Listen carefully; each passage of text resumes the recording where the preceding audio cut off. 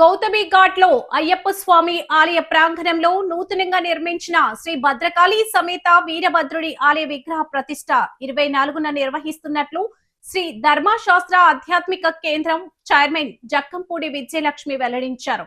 ఆలయ ప్రాంగణంలో సోమవారం ఆమె మీడియాతో మాట్లాడారు.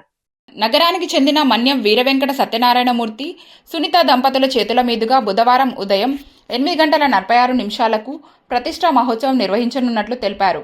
పరమశివుడు జటాజూటాల నుంచి వీరభద్రుడు ఉద్భవించాడన్నారు. దుష్టశక్తులను పారదోలే వీరభద్రుడి ఏకశిలా విగ్రహాన్ని మహాబలిపురం నుంచి తీసుకొచ్చామన్నారు. 24న విగ్రహ ప్రతిష్ట, శిఖర ప్రతిష్ట, 25న అన్న సమారాధన కార్యక్రమం జరుగుతుందన్నారు.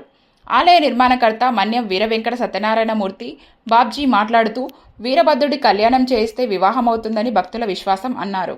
గత 10 ఏళ్ల నుంచి వీరభద్రుడి ఆలయం నిర్మించాలని భావిస్తున్నామని, ఇన్నాళ్లకు తన సంకల్పం నిజమైందన్నారు. ట్రస్టీ చెల్లా శంకర్రావు మాట్లాడుతూ మన్యం వీరవెంకట సత్యనారాయణమూర్తి ఆధ్యాత్మిక చింతనతో తిరుపతి, షిరిడి, కాశీ క్షేత్రాల్లో సత్రాల నిర్మాణంలో కీలక పాత్ర పోషించారన్నారు. ఈ కార్యక్రమంలో ట్రస్టీలు పొలసనపల్లి హనుమంతరావు, ఇమ్మంది మోహన్ రావు, చలపతి గురుస్వామి, మంతెన కేశవరాజు, పిచ్చుక సత్యనారాయణ, దవులూరి రామకృష్ణ, బూరుగుపల్లి శేషారావు, మన్యం ప్రవీణ్, వినీల, మన్యం నవీన్, జ్యోతి దంపతులు పాల్గొన్నారు. కళ్యాణం కూడా మీరందరికీ కూడా ఎల్లుండి 8:46 బుధవారం నాడు విగ్రహ ప్రతిష్ట, తర్వాత 24/6/26 అంటే ఎల్లుండి బుధవారం నాడు ఉదయం 8:45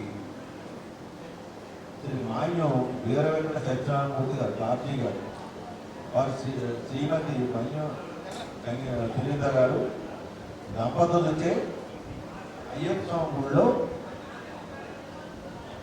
మన శ్రీ శ్రీ శ్రీ భద్రకాళి సమేత వీరభద్ర స్వామి గారి ఆలయం కొత్తగా నిర్మించడం జరుగుతుంది.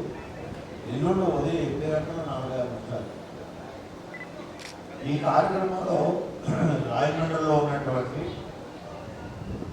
భక్తులందరూ, చుట్టుపక్కల ఉన్న భక్తులందరూ కూడా పాల్గొని ఈ కార్యక్రమాన్ని జయప్రదం చేయవలసిందిగా ఈ పత్రిక సుముఖంగా నేను అందరికీ కూడా తెలియజేస్తున్నాను. ఆలయంలో పరమేశ్వరుడు యొక్క స్వరూపమే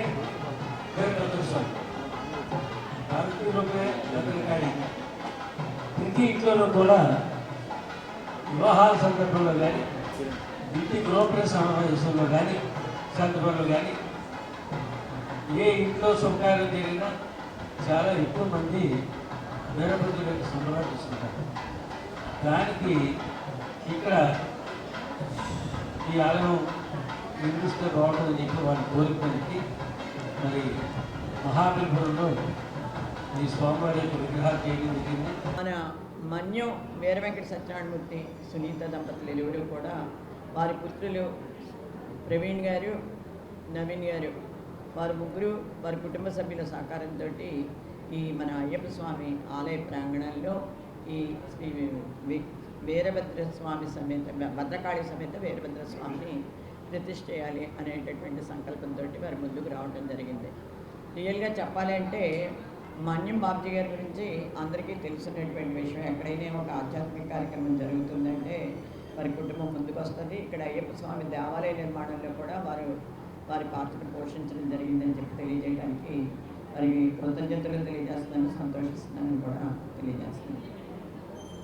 ముఖ్యంగా ఇక్కడ ఈ రోజున ఈ భద్రకాళి సమేత వీరభద్ర స్వామి ఆలయ ప్రతిష్ఠ జరగడం అన్నది మా ఎవరైతే ఆధ్యాత్మిక కేంద్ర డైరెక్టర్ ఉన్నారో వారందరికీ కూడా చాలా సంతోషం. నిన్న రోజున ఈ స్వామిని గ్రామ సంచారం చేయించడం జరిగింది.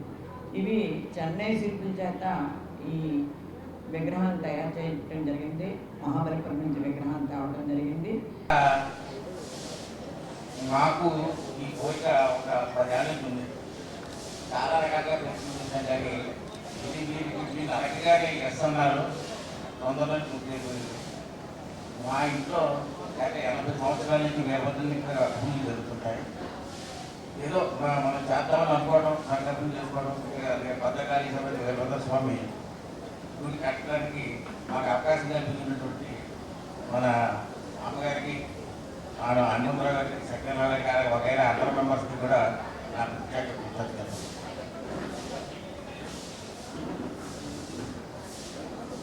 ఇప్పుడు ఎక్కువగా మన రాష్ట్రంలోనూ కంటే కూడా తెలంగాణలో చాలా ఎక్కువ గుళ్ళు ఉన్నాయి.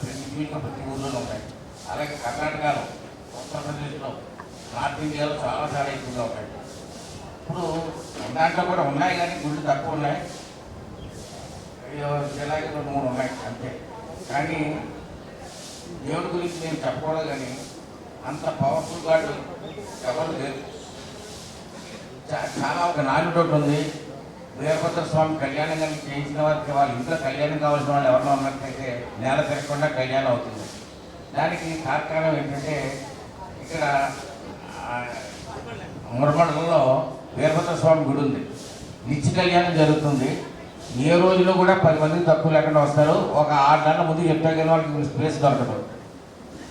ప్రతి ఒక్కరు చెప్తారు, ఎవరైనా సరే కళ్యాణం అవ్వట్లేదంటే మీరు వెళ్ళి అక్కడ కళ్యాణం చేయించుకొచ్చేయండి అని అంత బాగుంటుంది.